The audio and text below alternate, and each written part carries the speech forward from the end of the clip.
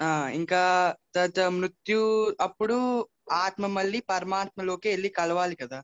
ఆ, మరి అలా అయితే ముందు విడిచి వెళ్ళడం ఎందుకు? ఆ. విడిచి వెళ్ళింది అనుకునేవాడు అజ్ఞాని, మళ్ళీ కలిసింది అనుకునేవాడు అజ్ఞాని. విడిచింది లేదు, కలిసింది లేదు. అది అసలు సంగతి. ఇందాక చెప్పాం కదా, ఇందాక ఒకళ్ళు అడిగినటువంటి ప్రశ్నకి చెప్పాం, ఆత్మ పోయి ఇంకో దాంట్లో కలవటం అనేటువంటిది లేదని. ఆత్మ విడిపోవటం లేదు, ఆత్మ కలవటం లేదు. విడిపోయిందని అనుకుంటున్నాం, కలిసిందని అనుకుంటున్నాం, అంతే. ఎప్పుడు ఒక్కటిగానే ఉంది. ఇప్పుడు మొత్తం ఆకాశం ఉంది కదా, ఆకాశం అంటే మొత్తం ఖాళీ ప్రదేశం అంతా. ఈ ఆకాశం అంతా మహాకాశం అని దానికి ఒక పేరు.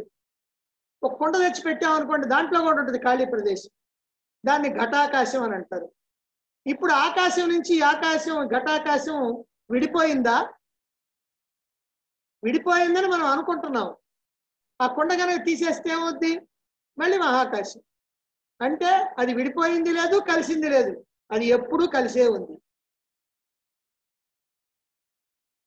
ఇది అర్థం కావాలంటే మనం జాగ్రత్తగా ఆలోచించాలి, వేదాంతాన్ని అర్థం చేసుకొని ఆలోచించాలి.